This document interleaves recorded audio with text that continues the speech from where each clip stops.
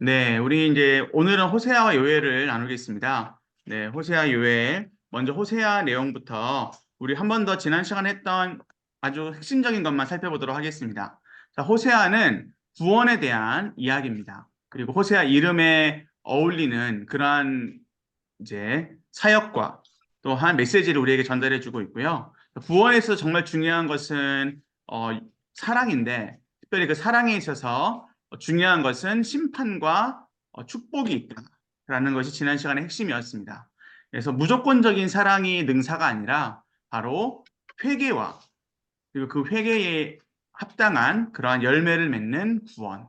이것이 바로 예수님의 사역의 핵심이기도 합니다. 그래서 호세아는 이름이 구원이고 또 호세아 이름 속에 예수님이 담겨져 있다라는 거 지난 시간에 살폈고요. 또 지난 시간 특별히 1장에서 3장 정도를 나누면서 우리가 고멜에 대한 이야기를 좀 같이 해보았습니다. 그래서 고멜이라고 하는 이 여인이 너무나도 음란한 여인인데 바로 그 모습이 이스라엘의 모습, 우리의 모습과 같았다. 우리의 모습을 좀 점검했던 시간이 지난 시간이었죠. 그리고 지난 시간 회개에 대한 내용이 있었는데 오늘도 핵심은 회개입니다. 그래서 회개에 대한 내용을 좀 더 집중적으로 다루도록 하겠고요. 자, 우리 책 준비되셨죠? 9월 8일자 책을 보시면서 우리 먼저 영상으로 함께 이 내용을 보시겠는데 자, 책 보실 때는 눈으로 보시면 잠이 옵니다. 그래서 펜을 드시고 이 펜을 가지고 내가 중요하다고 생각하는 부분들을 좀 체크하면서 이렇게 따라가 주시면 네, 아주 유익하실 겁니다. 그래서 좀 집중해서 읽어주시는 것을 집중해서 함께 마음으로 읽으면서 시작해 보도록 하겠습니다. 9월 8일자입니다.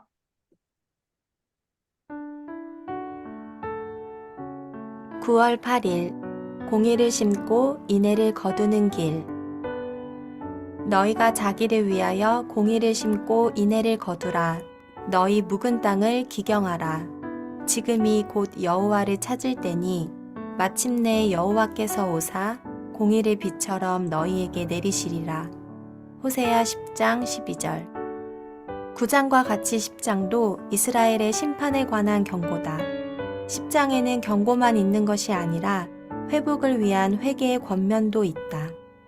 포도나무 이스라엘은 열매를 많이 맺고 번성하면 번성할수록 다른 신들을 섬기는 제단과 주상들을 더 많이 쌓았다. 북왕국이 출발하면서부터 이스라엘이 지금까지 섬겨온 베다웬의 송아지는 결국 아수르로 옮겨질 것이다.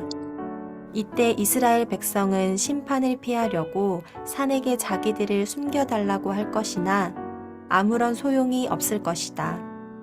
사사기 19장에서 21장이 보여주는 것과 같이 베냐민 백성의 죄악상과 이로 인한 내전이 있었던 기브아의 시대로부터 지금까지 범죄에서 떠나지 않는 백성에게 마침내 심판의 전쟁이 일어날 것이다. 하나님께서는 열방을 불러 모아서 그들을 치실 것이다. 이와 같이 심판의 경고를 하신 하나님께서는 북왕국 백성이 망하기를 원하지 않으셨다. 12절의 권고는 이 사실을 분명하게 보여준다. 권고의 내용은 공의를 심고 인애를 거두면 여호와께서 오셔서 공의의 비를 내려주실 것이라는 약속이다. 여기에 언급된 공의와 인애는 4장에 언급된 것과 같이 이스라엘 백성에게 사라진 것들이었다. 심으라고 권고하신 공의는 사람들에게 하지 말아야 할 행위를 하지 아니하고 그들에게 마땅히 해야 할 행동을 하는 것이다. 그러나 이스라엘 백성은 사람들에게 하지 말아야 했던 것들만 했다. 저주, 속임, 살인, 도둑질, 간음, 폭력 행사 등이 그것이었다. 하나님께서는 그들이 이와 같은 죄악들을 중단하고 적극적으로 사람들에게 합당한 행위를 행하기 원하셨다. 이것이 하나님께서 요구하신 공의를 심는 것이다. 인애를 거두라는 말씀은 공의를 넘어서는 한결같은 사랑과 자비의 실천을 말한다. 인애를 거두기 위해서는 인애의 씨앗을 많이 뿌려야 한다. 이 권고를 하신 하나님께서는 그들이 스스로 공의를 심고 인애를 거둘 수 없다는 것을 잘 아셨다. 그래서 그들로 하여금 공의를 심고 인애를 거둘 수 있게 하는 것이 무엇인지를 제시하셨다. 그것은 공의의 경작이 가능하도록 묵은 땅을 기경하는 것, 곧 회개하지 않는 마음을 회개하는 마음으로 바꾸는 것이다. 기경한 지 너무나 오래된 땅은 돌처럼 딱딱하게 되어서 그곳에 씨앗을 파종할 수 없다.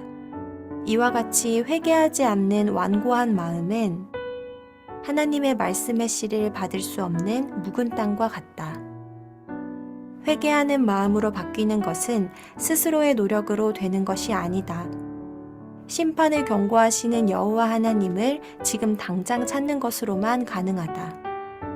진정한 회개로 하나님을 찾을 때에 그분은 공의를 비처럼 그들에게 내리실 것이다. 그러면 그들은 비로소 하나님께서 요구하시는 것과 같이 공의를 심고 인애를 거둘 수 있게 된다. 한마디 기도. 회개하지 않는 완고한 마음의 묵은 땅을 하나님의 강력한 말씀과 성령의 깨우침을 통해 회개의 기경을 해 주셔서 공의를 심고 인애를 거두게 하소서. 아멘. 네, 아멘. 우리 오늘 특별히 마지막 한마디 기도해 보면 공의를 심고 인애를 거둔다라는 표현이 있죠. 자, 공의를 심는다, 인애를 거둔다. 여기에 꼭 체크를 해 주십시오. 그래서 공의라고 하는 것은 이제 전제, 즉 이제 씨앗이 된다. 가장 기초가 된다라고 하는 것이고, 그리고 이것이 되어야지 인애가 나온다. 인애라고 하는 것은 나중에 우리가 조금 더 자세히 보겠지만 바로 하나님의 사랑, 예수님의 모습을 뜻합니다. 자, 이러한 전제로 한번 보도록 하겠습니다. 자, 우리 먼저 성경을 한번 보도록 할게요. 우리 호세아 10장을 보시고요. 자, 우리 호세아 10장 1절과 2절 말씀.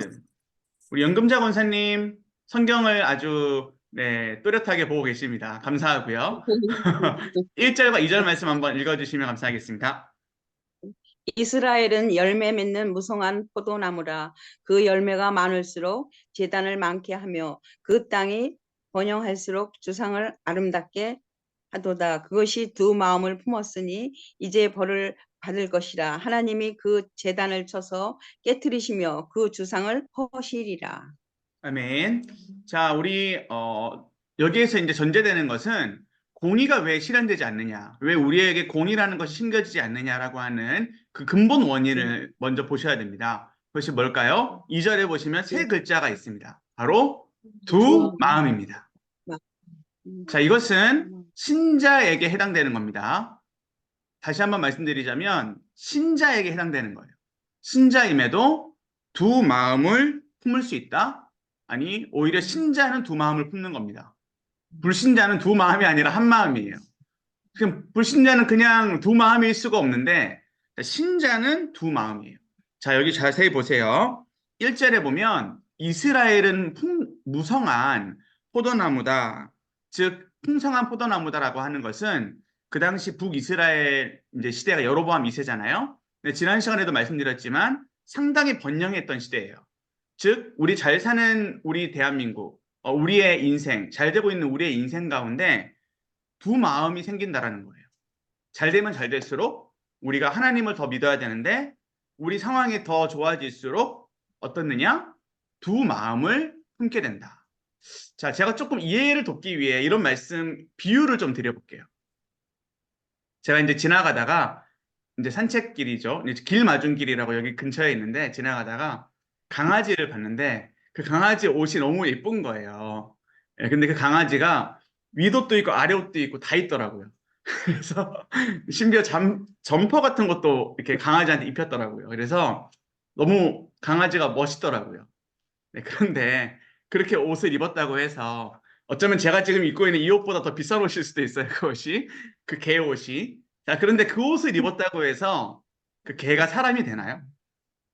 그래도 개죠. 자, 제가 좀 심한 표현일 수 있습니다. 우리가 직분자라는 옷을 입었어요. 제가 목사라는 옷을 입었어요. 자, 그러면은 저는 목사가 되는 건가요? 자, 우리가 이스라엘 백성으로서 하나님께 복을 받았어요. 그 예수님이라는 옷을 입었어요. 그럼 우리는 이제 예수님 닮은 사람이 되는 건가요?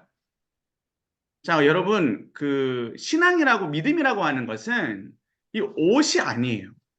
옷이 아니라 그냥 나 자신이에요. 즉, 멍멍이는 멍멍이일 수밖에 없어요.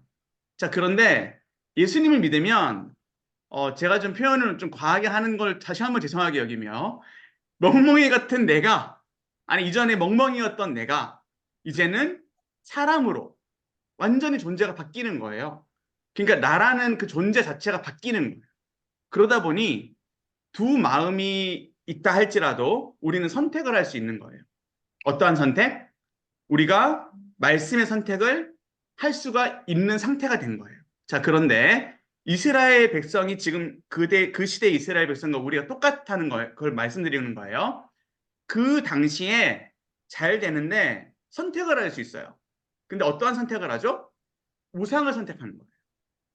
다시 한번 말씀드립니다. 우리가 선택을 할 수 있습니다. 우리는 로봇이 아닙니다. 우리는 예수님을 믿지만 우리는 구원을 받았지만 우리에게는 선택을 할 수 있는 의지가 있어요. 혹시 이게 이해가 안 되시는 분은 안 계시죠? 자, 그러면 우리는 하나님을 선택할 수 있고 그리고 악을 선택할 수도 있는 거예요. 하나님이 싫어하시는 것을. 자, 그런데 우리는 지금 무엇을 선택하고 있느냐? 우리 자신에게 물어봐야 돼요. 1절, 2절에 보면은 한번 보세요. 그 열매가 많을수록, 즉 하나님이 복을 주실수록 뭘 선택하죠? 제단을 많게 하죠. 제단이 뭐죠? 우상인 겁니다. 즉 하나님의 자리를 빼앗는 거예요. 이것을 지금 우리에게 가져와 보면 우리가 지금 잘 되고 있어요. 우리의 가정이 잘 되고 우리 자식들이 잘 되고 우리에게 형편이 나아지고 있는 뭔가가 있는데 우리의 믿음은 어떠한가? 우리 정말 돌아봐야 합니다. 자, 우리가 지금 싸워야 될 최고의 우상은 잘 되는 거예요. 네, 이거는 여러분들 많이 들어보셨을 거예요. 근데 지금 영적으로 잘 된다라고 하는 것은 우리의 상황과 큰 상관이 없거든요. 우리가 잘 되든 우리가 잘 되지 않든 우리의 영혼은 잘 될 수 있어요. 그런데 우리의 상황이 다 무너졌다고 해서 우리의 영적인 게 다 무너지는 게 아니에요. 오히려 우리의 상황이 어려울수록 영적으로 더 민감해지고 밝아질 수 있어요. 자, 그런데 너무 무서운 거는요. 우리가 잘 되면 우리의 영적인 부분이 무너질 수 있어요. 이런 가능성이 훨씬 높고 이러한 부분들이 지금 한국 교회의 현실이에요. 자, 우리 한번 생각해 봅시다. 한 30년 전으로 돌아가 볼까요? 1990년도로 돌아가 볼까요? 교회에 사람들이 북적북적했나요? 좀 썰렁했나요? 네, 북적북적했죠. 저는 작은 교회를 다녔는데 그 작은 교회도 상당히 재밌었어요. 이게 왜 그럴까요? 그게 우리나라의 그렇죠. 우리나라의 문화가 그랬다고 많이 이제 분석을 하고 있어요. 왜냐하면 우리나라는 다 같이 못 살다가 다 같이 잘 살게 되잖아요. 그러니까 우리나라의 시대적인 것도 이게 반영이 되는 거죠. 자, 그런데 중요한 거는 지금 이 시대 가운데 우리는 어떤가요? 지금 교회가 북적북적한 것 같나요? 물론 뭐 우리 교회 창신교회는 상당히 북적북적한 편입니다. 자, 그런데 분위기가 좀 다르다라는 걸 다 느끼시죠? 그죠? 우리 마음도 좀 냉랭해졌고 복음에 대한 열정이라는 그 질적인 차이가 있다라는 거를 여러분들이 감지하셨을 거예요. 왜 그러냐면 이 첫 번째 이유가 잘 살아서예요. 그렇게 분석을 하고 있어요. 예, 그런 것도 있는데 우리가 너무 잘 살다 보니까 우리가 간절해지지 않고 이 교회가 없이도 살아갈 수 있는 거예요. 뭐 예를 들어 교회 공동체가 중요한데 교회 공동체가 없어도 우리 주변에 친구들 많지 않으신가요? 네, 그러실 것 같아요. 여러분들은 그래도 잘 사셨으니까요. 자, 뭐 저는 친구가 많이 없는 편이긴 합니다. 교회가 전부인데 아무튼 그러기도 하고요. 뭐 사람마다 다를 수 있겠죠, 이거는. 그런데 자, 교회 공동체가 끈끈해지지 않고 있는 그러한 대부분의 교회 현실이에요. 자, 그리고 하나님을 찾는 거에 있어서도 기도의 간절함에 있어서 우리가 정말 간절해서 찾는 건지 아니면은 뭔가 목적을 가지고 찾는 건지 자, 이것도 한번 생각해 봐야 될 문제인 거죠. 자, 그런데 이것이 지금 우리가 부인할 수 없는 지금 시대적인 상황이에요. 왜냐하면 이제 이것만의 이유는 아니겠죠. 그렇지만 대부분 첫 번째 이유로 뭘 두고 있느냐면 잘 살아서라고 첫 번째 이유를 두고 있어요. 너무 잘 살기 때문에 그 이제 이러한 사회적인 그러한 부분들도 있고 또 너무 잘 살기 때문에 세상이 많이 변한 그런 부분들도 있고 그에 따라서 교회도 많이 변한 거죠. 제가 한 가지 단적인 이건 좀 이 부분하고는 다른 부분이지만 아이들의 예를 좀 들어볼게요. 우리 아이들이 지금 여러분들 저와 여러분들의 세대보다 훨씬 힘들다는 거 알고 계세요? 우리보다 애들이 훨씬 더 잘 살잖아요.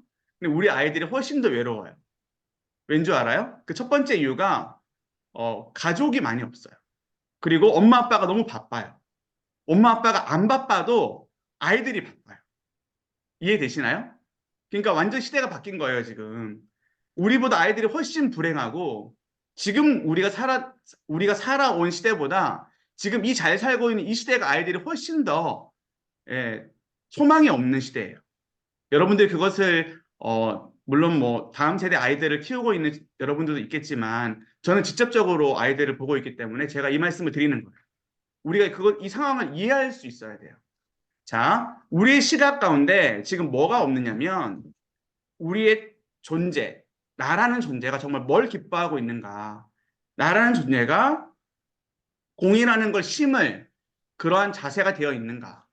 자, 여러분들 나 자신을 철저하게 돌아보아야 합니다. 그래야지 회개가 되거든요. 자, 우리 책으로 한번 가보도록 하겠습니다. 두 마음에 대한 그 메시지를 가지고 책으로 가보도록 할게요. 318페이지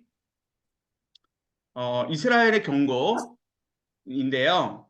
자, 우리 방금 이제 나눴던 부분들을 첫 번째 부분에서 나와 있고 벳 아웬이라고 하는 것이 있는데 이것이 이제 베델의 냉소적인 표현이다라고 하는 거예요.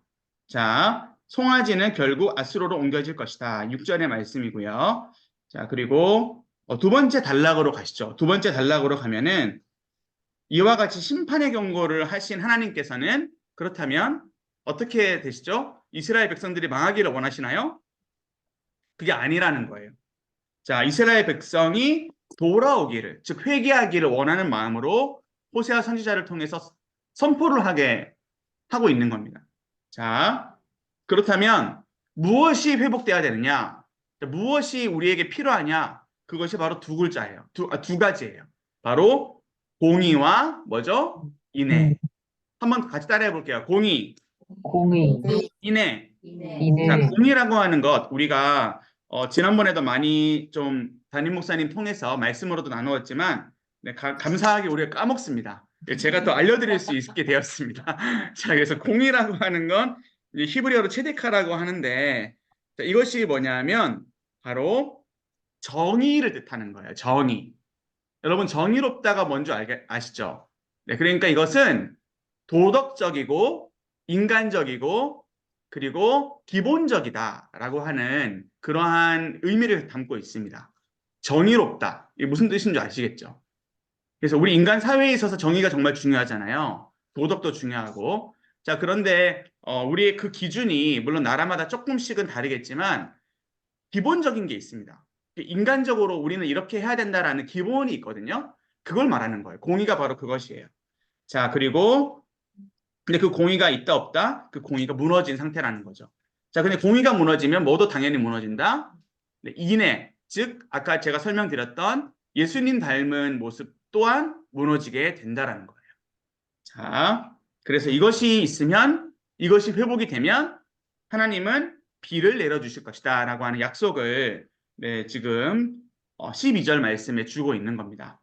자, 그러면 우리 공의와 정의에 대해서 조금만 더 살펴보도록 하겠습니다. 318페이지 오른쪽 단락을 보시면 자, 공의라는 건 뭐죠? 사람들에게 하지 말아야 할 행위를 하지 않는 것. 자, 이 부분에 좀 밑줄을 그어주시면 좋을 것 같아요. 자, 우리 318페이지 맨 밑에 줄부터 이제 오른쪽 단락으로 넘어가는 부분이죠. 보시면 사람들에게 하지 말아야 될 거를 안 하는 거예요. 근데 우리는 왜 이렇게 사람들에게 하지 말아야 될 거를 하고 있죠? 네, 내 이익 때문이죠. 그렇죠. 맞습니다. 두 마음 때문인 거예요. 하나님의 그 마음을 쫓아가기만 한다면, 말씀을 쫓아가기만 한다면 이러지 않겠죠. 근데 이것이 이제 우리가 극복해야 될 부분이기도 합니다. 자, 그들에게 마땅히 해야 할 행동을 하는 것. 그렇게 되기 원하시지 않습니까? 저는 그렇게 되기 원하는데요. 여러분들도 그렇게 되기 원하시죠? 네. 여러분들이 자녀들한테는 그렇게 말하죠. 너 왜 이렇게 하지 말라는 것만 하냐? 왜 이렇게 우리 아이들은 하지 말라는 것만 좋아할까요? 그죠? 근데 그것이 우리의 모습 아닌가요? 네, 갑자기 저 자신을 돌아보게 됩니다. 자, 이스라엘이 했던 행동들이 뭐였는지 나오고 있습니다. 저주, 네 번째 줄입니다. 저주, 속임, 살인, 도둑질, 간음, 폭력. 자, 지난 시간에 이것을 제가 뭐라고 설명드렸죠? 십계명이라고 설명드렸습니다. 십계명의 기준을 다 어기고 있죠. 자, 십계명이라고 하는 것은 하나님과 나와의 관계적인 법이기도 하지만 사회법이에요. 사회법의 기초예요. 그래서 십계명의 인간 법에 있어서 가장 처음이 부모를 공경하라 하잖아요. 그러니까 부모에 대한 공경이 사회의 기초거든요. 이것이 무너지는 거죠. 근데 다 무너지는 거예요. 부모 공경 무너지면 살인, 간음, 도둑질 이런 것들은 당연히 있을 수밖에 없는 거죠. 자, 아무튼 십계명에 대한 부분들이 다 무너져 있다라는 것을 또 보시면 되겠고, 자, 이제 합당한 행위를 하기를 원하신다. 자, 첫 번째 단락의 밑에서 세 번째 줄 보시면 인애를 거두라는 말씀은 뭐라고 돼 있죠? 공의를 넘어서는 한결같은 사랑과 자비의 실천을 말한다라고 돼 있죠. 여기에 꼭 밑줄을 그어주세요. 그래서 공의가 1층, 그 다음에 인애가 2층이 되는 거예요. 이해되시겠죠? 자, 공의가 없이 인애를 할 수 없습니다. 그래서 목사님, 저 같은 목사가 가면을 쓰는 거예요. 공의롭지도 않은데 인애로운 척하는 거죠. 네, 거룩한 척하는 거죠. 아, 그거는 결국 다 뽀록이 나게 돼 있어. 아, 죄송합니다. 드러나게 돼 있어요. 네, 드러나게 돼 있고 우리 다 마찬가지예요. 우리가 우리의 삶을 돌아보지 않으면서 남한테 비판을 하는 것도 정말 큰 문제고요. 우리의 삶 가운데 있어서 정말 첫 번째 1계단을 먼저 통과를 하셔야 돼요.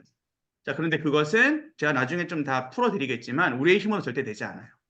네, 우리의 힘으로 되지 않고 이것도 다 단계가 있습니다. 자, 아무튼 오늘 제가 많이 강조할 건데 회개에 있어서 정말 중요한 거는 기본이 회복돼야 되는 거예요.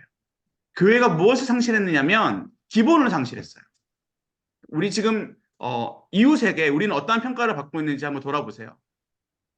내가 어떠한 부모이고 내가 어떠한 직장에서 나는 어떠한 사람으로 비추어지고 있는지를 한번 돌아보시라고요.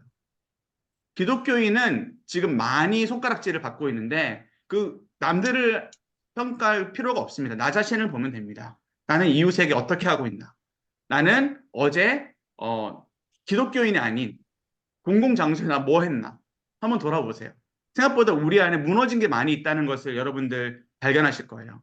자, 그래서 우리의 공의가 먼저 실현이 돼야지 자비가 실현될 수 있다라는 것을 여러분들 꼭 기억하시기를 바라고요. 자, 그러면 이것이 어떻게 가능하냐? 우리의 공의가 어떻게 회복될 수 있냐? 자, 우리가 이제 막 핸드폰에다가 이제 공의를 실현하자, 막 이렇게 결단만 하면 되느냐? 아니, 그것이 아니라는 거예요. 그건 근본적인 해결이 되지 않아요. 자, 근본적인 해결 이제부터 보도록 하겠습니다. 중요합니다. 자, 두 번째 단락. 이 권고를 하신 하나님께서는 그들이 스스로 공의를 심고 인애를 거둘 수 있다, 없다? 없다. 자, 여러분 인정하셔야 돼요. 저와 여러분은 절대로 거룩하게 살 수도 없고 저와 여러분은 거룩할 수 없어요. 이걸 인정하셔야 돼요. 자, 그리고 그러면 무엇이 필요하냐? 이제부터 잘 보세요. 그것은 공의의 경작이 가능하도록 뭘 해야 된다? 묵은 땅을 기경하는 것. 그럼 묵은 땅을 기경하는 게 뭐냐? 자, 지금부터 이제 좀 색깔 있는 걸로 하이라이트를 표현해 주세요.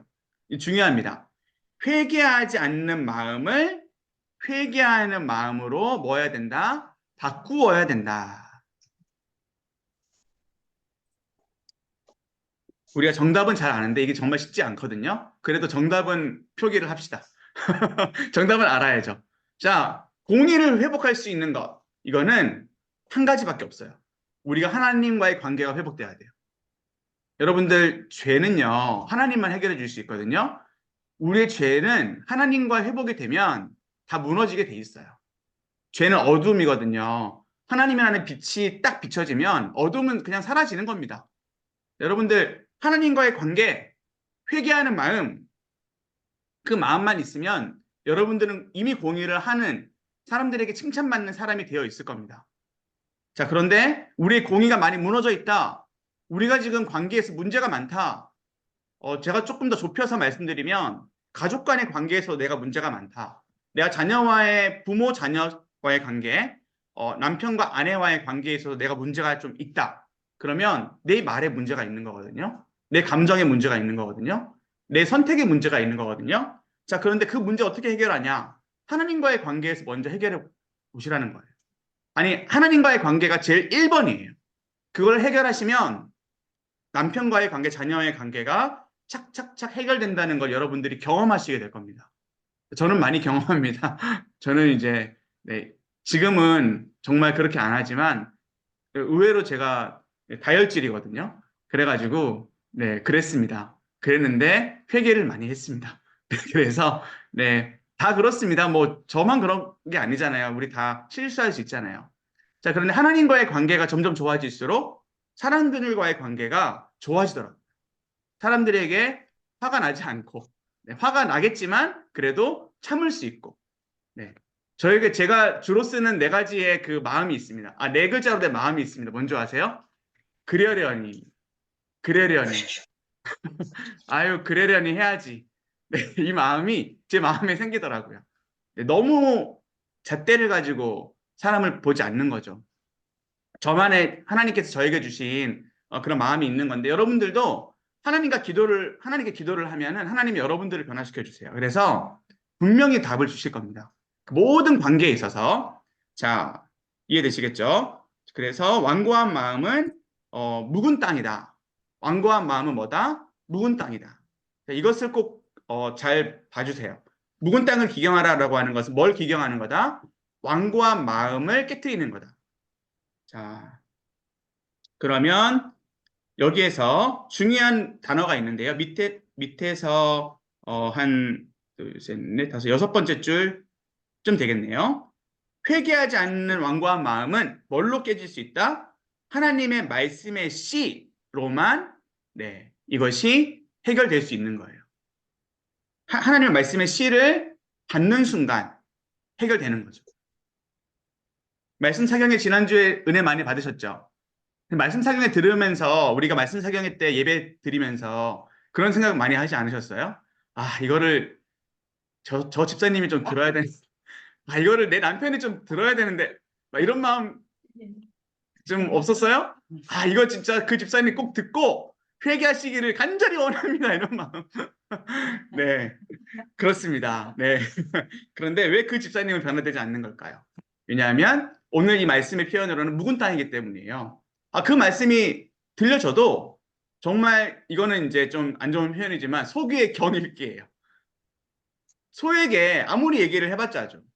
강아지에게 아무리 좋은 옷을 입혀봤자죠. 이해가 되시죠? 그러니까 성령의 능력으로만 가능한 거예요. 성령께서 깨트려 주셔야만 그 사람이 깨지는 건데 우리는 그래서 그 사람을 너무 미워해서도 너무 판단해서도 안 됩니다. 그냥 기다려야 돼요. 그리고 그 말씀은 100%입니다. 이거는 99.9도 아니에요. 100%. 그 말씀은 나를 위한 말씀이에요, 여러분. 내가 깨지라고 주시는 말씀이에요. 내가 더 기도하라고. 내가 남을 위해서 더 그렇게 희생하라고. 나에게 주시는 말씀인 거를 우리가 그렇게 받기를 원합니다. 그것이 바로 공의와 인애를 행하게 되는 첫 걸음입니다. 자, 이해되셨죠? 자, 그러면 이제 이 정도 하고 넘어가도록 하겠습니다. 우리 9월 9일자이고요. 자, 9월 9일자는 우리 오랜만에 함께 하시는 우리 이명희 집사님 한번 읽어 주실래요? 네. 9월 9일자 부탁드리겠습니다. 말씀이요? 네, 9월 9일자 그 전체요. 제목부터 해서 전체요? 네, 아, 한마디 기도까지 부탁드리겠습니다. 네. 사망으로부터 구원의 약속.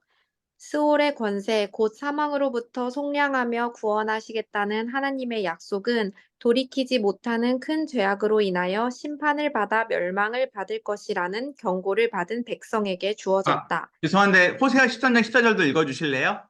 네. 내가 그들을 스올의 권세에서 속량하며 사망에서 구속하리니 사망아 내 재앙이 어디 있느냐 스올아 내 멸망이 어디 있느냐 뉘우침이 내 눈앞에서 숨으리라. 호세와 13장 14절 말씀. 다시 처음부터 읽을까요? 네. 스올의 권세, 곧 사망으로부터 속량하며 구원하시겠다는 하나님의 약속은 돌이키지 못하는 큰 죄악으로 인하여 심판을 받아 멸망을 받을 것이라는 경고를 받은 백성에게 주어졌다. 이것은 전혀 기대될 수 없는 하나님의 놀라운 은혜다. 하나님께서는 그들을 애굽에서 인도하여 내실 때부터 나는 내 하나님 여호와라. 나밖에 내가 다른 신을 알지 말라. 나 외에는 구원자가 없다고 하셨다.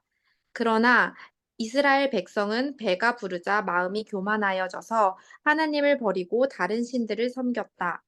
그 결과 그들을 기다리는 것은 그들을 찢어 삼킬 사자와 표범과 들짐승과 같은 심판의 하나님이었다.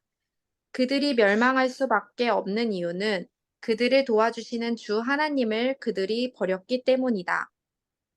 이러한 백성은 해산할 시간이 되어도 애를 낳지 못하는 여인과 같이 미래에 소망이 전혀 없다. 하나님의 심판이 시행될 때 원수들의 손에 그들의 어린아이들이 부서질 것이고 아직 해산의 날이 되지 않은 아이벤 여인의 배는 칼로 갈리는 끔찍한 일을 당할 것이다. 그들을 기다리는 것은 오로지 죽음, 그리고 미래에 대한 소망의 완전한 사라짐이다. 바로 이러한 북왕국 이스라엘 백성을 사망으로부터 구원하시겠다는 하나님의 약속은 상상을 초월하는 은혜와 은총이다. 이 약속은 하나님께서 선지자 이사야를 통해서 사망을 멸하시고 죽은 자들을 살려내시겠다고 하신 약속과 일치한다. 이 약속은 또한 하나님께서 나중에 에스겔에 보여주신 해골 골짜기에 있는 마른 뼈들에 하나님의 생기가 들어가 살아난 부활의 기적과 일치한다. 마치 내 하나님께서는 예수 그리스도의 대속적인 죽음을 통해서 사망과 죽음을 영원히 멸하시고 그의 백성에게 영생을 허락하셨다. 그 결과 죄와 허물로 죽었던 사람들은 예수님의 부활 생명으로 살아나 예수님을 믿게 되었다. 그들은 마지막 부활의 날에 영원한 생명의 부활로 죽음으로부터 영원히 이별하게 될 것이다. 한마디 기도, 죽음의 운명에서 영원히 스스로 벗을 수 없는 우리를 부활하신 예수님의 복음의 능력으로 사망의 권세에서 구원하여 내시는 주 하나님을 찬양합니다.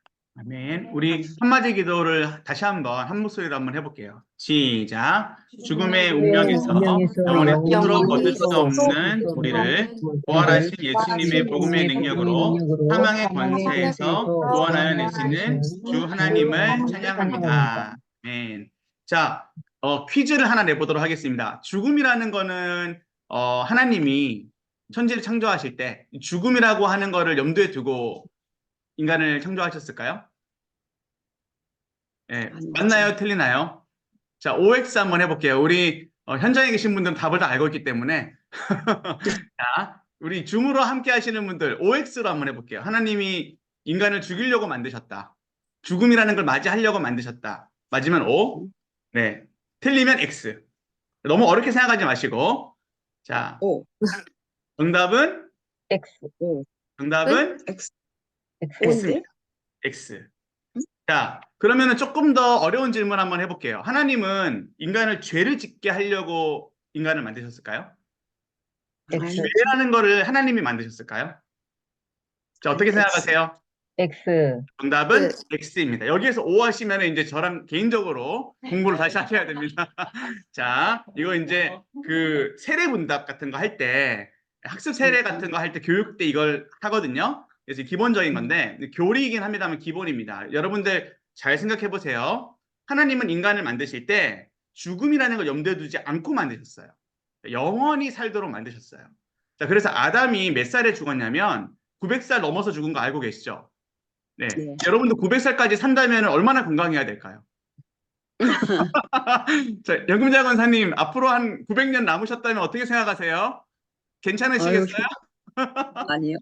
예, 저도 쉽지 않을 것 같아요. 근데 엄청나게 건강했겠죠. 일단 엄청나게 건강해야 돼요. 자, 그리고 그렇죠. 네, 물론 뭐 여러분들이 이제 창조 과학이나 이런 부분에 관심을 좀 가지시면 지구가 완전히 바뀌었다라는 걸 여러분들이 아시게 될 거예요. 900살의 그 연세에서 갑자기 170살, 120살로 갑자기 연세가 뚝 떨어지거든요. 이게 지구의 변화가 있기 때문인데 이게 이제 노아의 홍수 이후로 이러한 일들이 있는 거죠. 근데 이제 이거는 창조 과학의 영역이니까 제가 어떻게 설명을 지금은 못 드리겠고 중요한 거는 왜 이러한 인간의 기한이 정해졌느냐? 이거는 즉 죽음이 왜 생겼느냐? 이거는 한 글자 때문이에요. 뭐 때문이죠? 죄 때문이에요. 죄. 그러니까 하나님이 의도하신 게 아니라는 거예요. 하나님 물론 다 알고 계시겠죠. 그러나 하나님이 의도하신 건 아니라는 걸 여러분들이 꼭 기억하셔야 돼요. 이게 여러분들 이단에 빠지지 않는 키예요. 이단은 이 죄를 가지고 놀거든요. 구원에 대한 걸 가지고 이제 이단이 장난을 치는데 자, 가장 중요한 거는 이 죄라는 것은 사탄, 즉 사탄이라고 하는 그 죄의 아비가 이 죄를 가지고 왔다. 누구를 통해서? 뱀을 통해서 가지고 왔다라고 하는 여러분들의 기본 교리를 꼭 기억하시기를 바라고요. 그래서 죽음이라고 하는 거는 뭐의 결과? 죄의 결과다라고 하는 거를 꼭 기억해 주시고 이 부분이 좀 더 깊이 알고 싶다, 궁금하다라고 한다면 우리 유튜브에 보면 이상한 거 찾지 마시고 창신교회 유튜브 들어가시면 하나님 나라 시리즈가 있습니다. 하나님 나라 시리즈 한 3강 정도에 다 나옵니다. 그러니까 하나님 나라 시리즈 한 30분짜리밖에 안 되는데요. 그거 보시면은 이러한 교리적인 정립이 확실하게 되실 거예요. 자, 죄라는 거는 바로 죽음을 가져왔다. 그러면 이 죄, 죽음을 해결하는 게 누구시죠?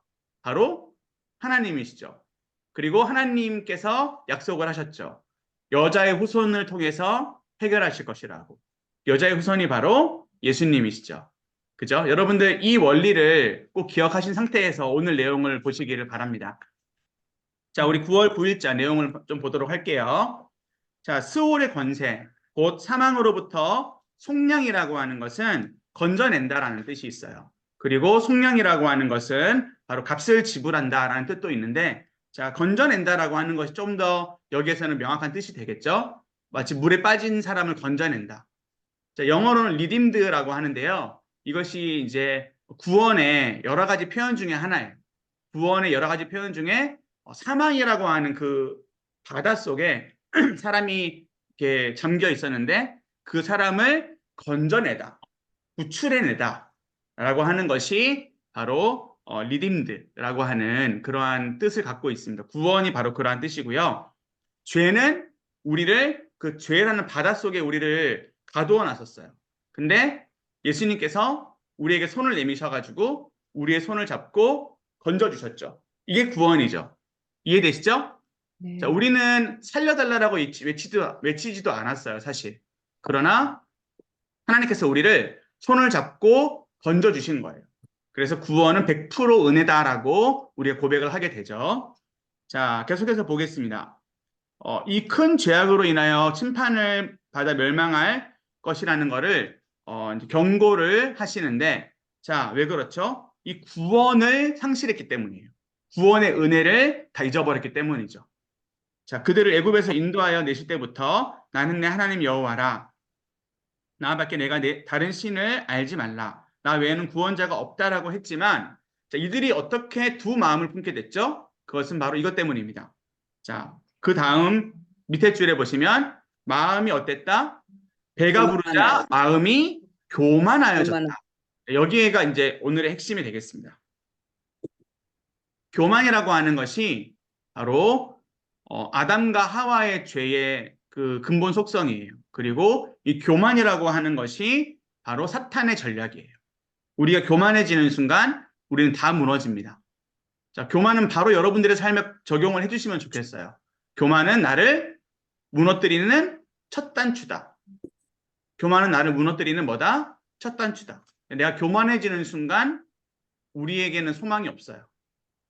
자, 그래서 하나님은 사자처럼 표범처럼 그들에게 나타나실 것이다라고 호세아 13장에서 이렇게 말씀을 예언을 하신 겁니다. 자, 그러나 우리가 선지서를 보면서 꼭 봐야 될 것은 심판의 약속뿐만 아니라 구원의 약속도 준다 안 준다? 주신다. 그래서 오늘은 이제 이 호세아를 구원으로 좀 마무리를 짓고자 합니다. 그 이름에 걸맞게. 자, 사실 그들에게는 그 죄를 해결하지 않으면 소망이 없는 거예요. 자, 그런데 그 죄는 어떻게 해결이 되어지죠? 바로 13장 14절로 하나님이 약속을 주시는 겁니다. 다시 한번 이 말씀을 읽어볼 텐데 우리 김정령 집사님 한번 13장 14절 읽어주실래요? 내가 그들을 수월의 권소에서 속량하며 사망에서 구속하리니 사망이 내 재앙이 어디 있느냐 수월이 내 멸망이 어디 있느냐 네 침이 내 눈 앞에서 스물이라. 호세아 아멘. 13장 14절 말씀. 아멘. 자, 우리 고린도전서로 한번 가보도록 하겠습니다. 손에 딱 끼워 놓으시고 고린도전서 15장으로 가보도록 할게요.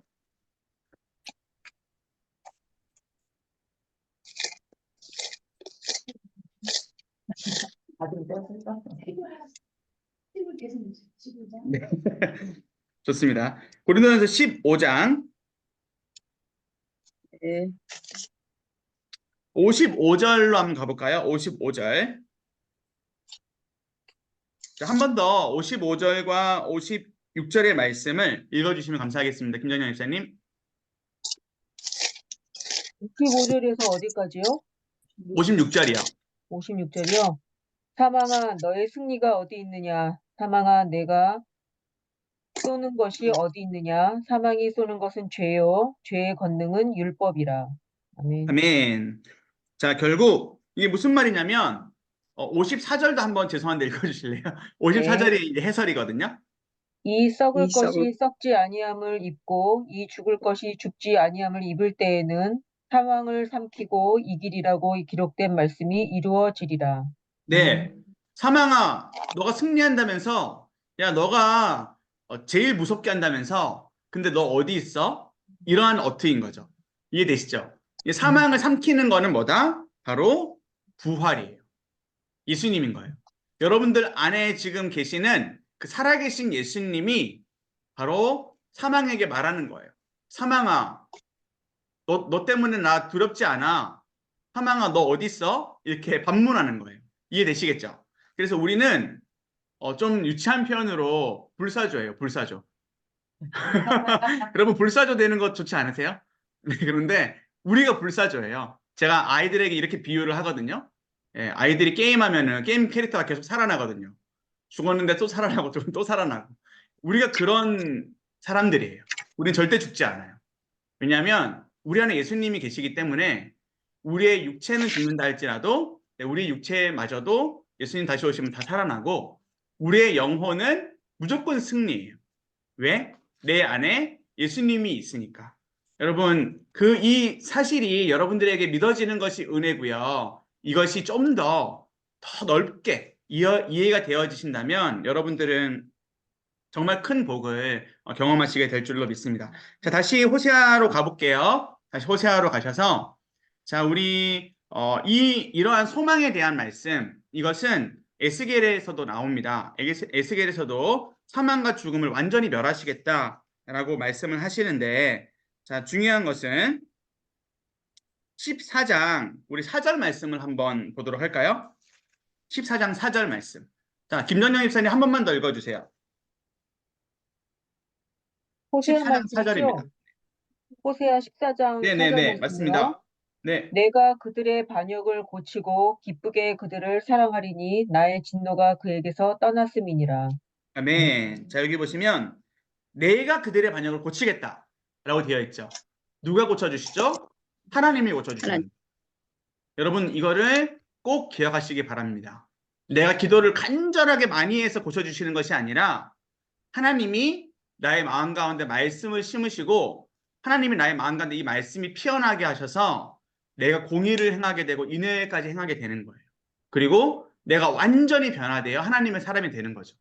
이 모든 주도권이 누구에게 있다? 하나님에게 있다. 자, 여러분 우리 개혁주의 신앙은 즉 우리 합동측이죠. 합동측이 뭔지 아시죠? 자, 여기까지는 설명을 못 드리겠습니다. 시간이 많이 걸리는 관계로. 자, 생각보다 많은 교회들이 야, 네가 잘해야지. 네가 그렇게 안 하니까 그러는 거야. 네가 선택을 잘못한 거고. 그러니까 너의 행동이 바뀌면 너는 구원받을 수 있어. 이렇게 얘기를 많이 하거든요. 근데 이거 절대 아니에요. 절대 아니에요. 여러분, 이거는 이단으로 가는 지름길이에요. 이거는 솔직히 말하면 천주교에 가깝고 이것은 이슬람에 가까운 교리예요. 우리 성경이 말하고 있는 교리는 뭐냐면 나는 아무것도 할 수 없습니다예요. 나는 아무것도 할 수 없습니다. 나는 아무것도 할 수 없는 사람입니다라고 납작 엎드리는 순간 모든 것을 할 수 있게 돼요. 내가 아무것도 할 수 없습니다. 나는 성경도 볼 자신도 없고, 나는 성경을 이해할 자신도 없고, 나는 바른 말을 할 자신도 없고, 나는 성격이 너무나도 더럽고, 나는 너무나도 마음이 더럽고, 난 너무나도 음란하고, 나 너무나도 욕심이 많고, 나 너무나도 엉망이에요라고 하나님께 내어놓는 순간 변화가 시작되는 거예요. 자, 14장 4절 말씀. 내가 그들을 고친다. 내가 그들의 반역을 고친다. 이 내가 바로 하나님이세요. 하나님이 안 고쳐주실까요? 이 약속을 여러분들이 보시면서도 의심이 되세요? 하나님 무조건 고쳐주세요. 여러분, 여러분들의 자신을 보면 소망이 없지만 하나님을 보면 소망이 있는 거예요. 자, 이제 제가 조금 요엘에서는 조금 더 이걸 확장해서 회개에 대한 걸 좀 더 확장해서 말씀을 드리긴 하겠지만 여러분들의 선택이 바뀌는 거예요. 내가 다 내려놓는 순간 나에게 말씀이 찾아오고 말씀이 내 마음을 강하게 두드려서 내 마음을 깨트리거든요. 그때부터 내 즐거움이 바뀌고 내 선택이 바뀌어요. 야, 너 이걸 선택해야지. 모르는 사람 어디 있어요? 여러분, 담배를 왜 끊지 못하는 줄 아세요? 왜 못할까요? 여러분 담배 안 피시니까 제가 이 말씀 드립니다. 저도 담배 안 핍니다. 저 고등학교 때, 중학교 때인가? 그때 딱 한 번 입담배 펴보고 그때부터 절대 안 핍니다. 왜냐하면 이 아이들한테도 제가 이 얘기는 해줍니다. 친구 따라서 갔거든요. 화장실에 들어갔거든요. 친구가 담배 피라고 하더라고요. 그래서 펴봤더니 맛이 하나도 없어요. 왜 이걸 피지? 지금까지 피지 않습니다. 근데 왜 담배를 사람들이 피죠? 맛있어서 피는 거예요. 그리고 그 담배가 좋아서 피는 거예요. 그리고 그렇게 이거 그냥 내가 왜 피는지 모르겠어. 끊어야 되는데 하면서 피지만 그거는 변명일 뿐이고요. 담배가 좋아서 피는 거예요. 여러분, 죄는 왜 짓는 줄 아세요? 죄가 좋아서 짓는 거예요. 죄가 나 정말 죄 싫어. 나 정말 죄 정말 싫어 하면서 죄를 짓는 사람이 있을까 없을까? 없습니다. 여러분들 왜 독서를 하시는 줄 아세요? 독서라는 게 좋으니까 하는 거예요. 여러분, 우리 솔직하게 나아가야 돼요. 우리가 옷을 입는다고 해서 깨끗해지는 게 아니라니까요. 내 몸이 깨끗하게 목욕을 하고 내가 때를 밀어야 깨끗한 사람인 거예요. 내가 회개를 어떻게 해야 되느냐면 내가 즐거워하고 있는 이것이 안 즐겁게 해주세요라고 그 기도가 나오게 될 거예요. 그게 회개예요. 그러면 하나님이 그 즐거움을 바꿔주세요. 담배도 마찬가지입니다. 끊기 힘들겠죠. 그러나 담배가 싫어지는 순간부터는 담배는 안 필 가능성이 높아요. 여러분, 모든 죄에 대한 모든 것들이 다 그래요. 기독교 아니고요. 기독교 아닙니다, 이거. 기독교 아니고 범죄 심리, 범죄에 대한 것 가운데서 그 범죄자들이 왜 범죄를 또 하는 줄 아세요? 여러분, 소년원에 간 친구들이 90% 이상이 다시 소년원에 와요. 이거는 제가 얼마 전에 본 책에서 2023년도의 통계예요. 90%가 다시 소년원에 온다니까요. 왜 그런 줄 아세요? 그 죄가 좋아서 그러는 거예요. 절대로 교화되지 않아요. 어떠한 프로그램으로도. 근데 어떻게 교화가 되는 줄 아세요? 또 잡아오고, 또 잡히고, 그리고 또 훈련시키고, 또 훈련시키고, 끊임없이 포기하지 않고 훈련을 시켜야 돼요. 끊임없이 포기하지 않고. 여러분, 그것이 그 사람을 교화시키는 유일한 방법이에요. 유일한 방법이래요.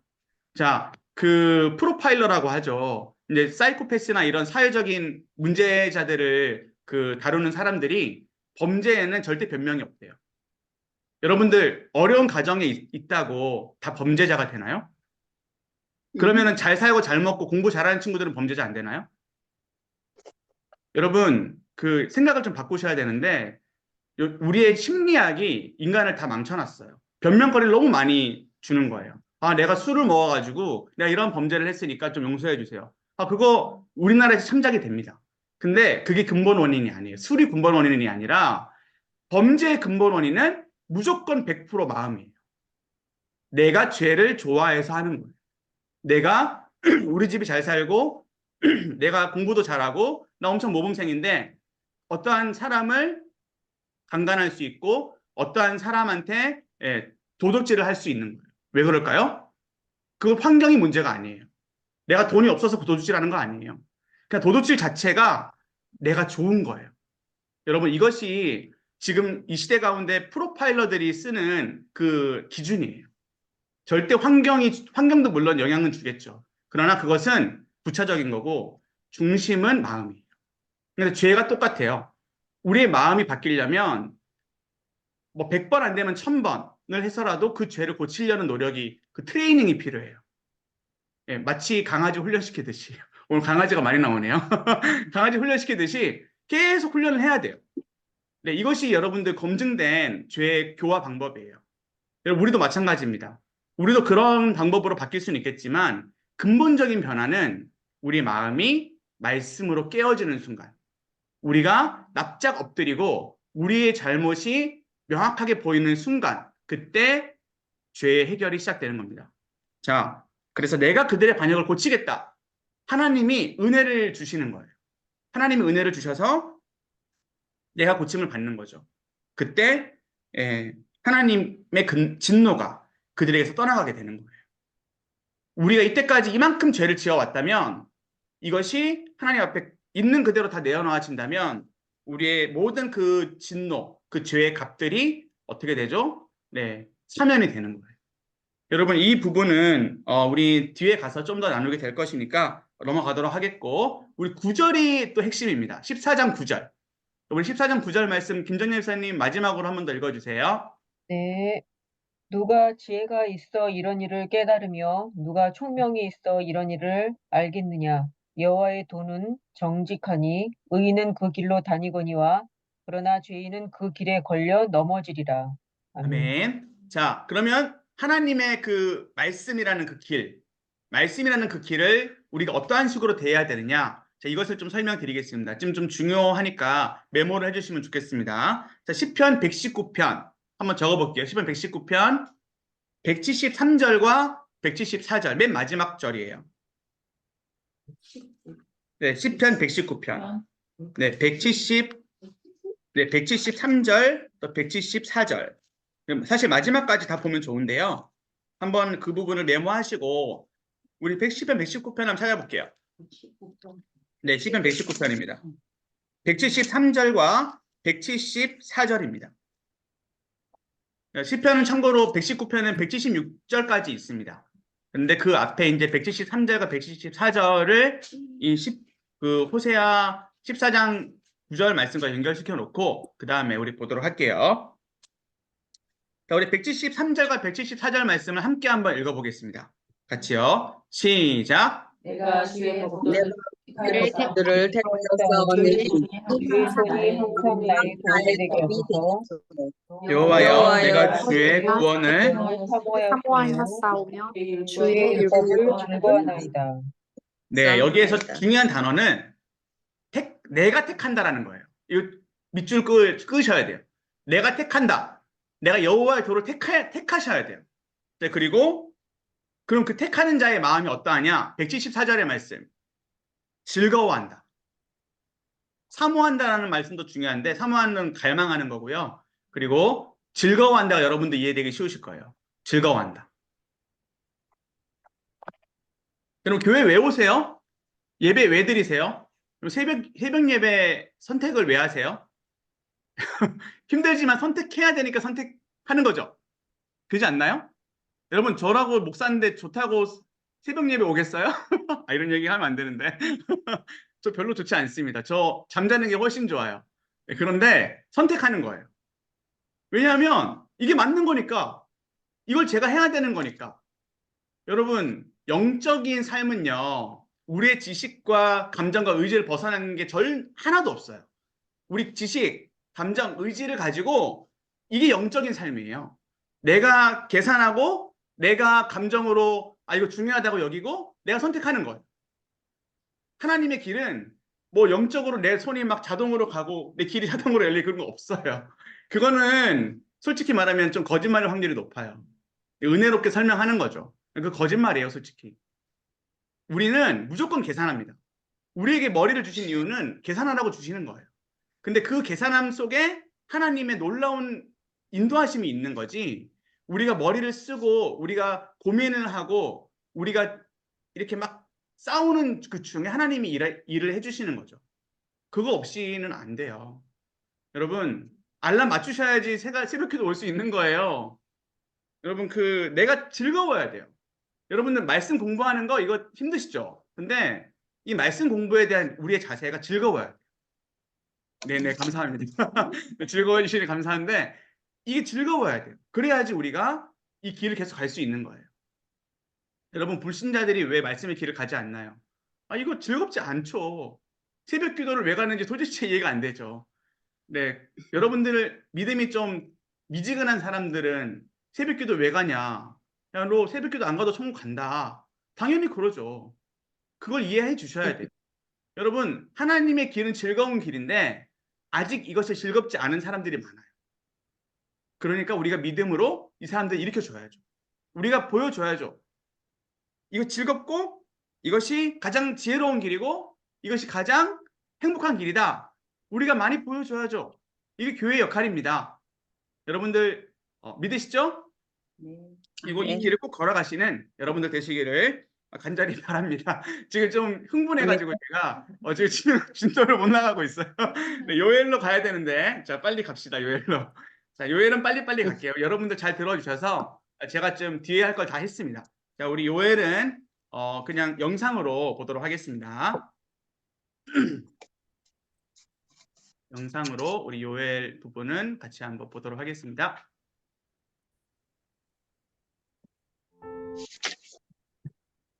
네, 보기 전에 잠깐 앞으로 화면을 보도록 할게요. 자, 우리 계속해서 북이스라엘 멸망 이전에 요엘 선지자가 활동을 하고 있습니다. 자, 요엘은 뜻은 같이 한번 읽어볼게요. 시작. 여호와는 하나님이시다.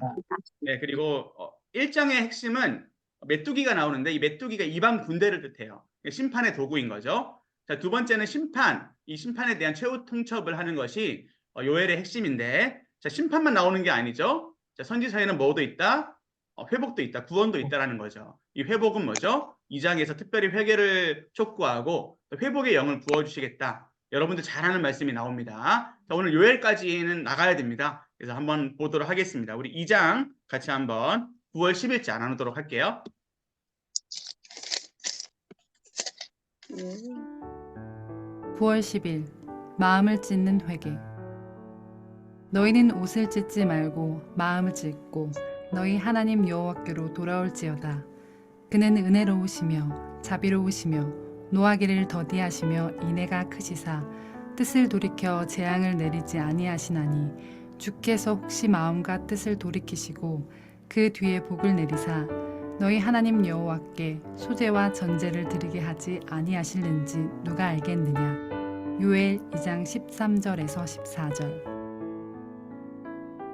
1장에서 언급된 모든 농작물을 초토화시키는 메뚜기 재앙은 하나님의 백성에게 임할 심각한 심판을 경고한다. 이 메뚜기 재앙은 곧 하나님의 백성을 멸망시키는 심판을 행할 강력한 이방 군대를 예고한다. 하나님께서 메뚜기 재앙을 통하여 경고하신 것은 애굽에서 있었던 메뚜기 재앙을 상기시킨다. 이 재앙은 이스라엘 백성이 하나님의 거룩한 백성으로 살지 못했음을 분명하게 보여주시기 위한 것이다. 그 결과 성전에서 섬기는 제사장들과 그를 섬기는 자들은 굵은 배를 허리에 두르고 슬피 애곡해야 한다.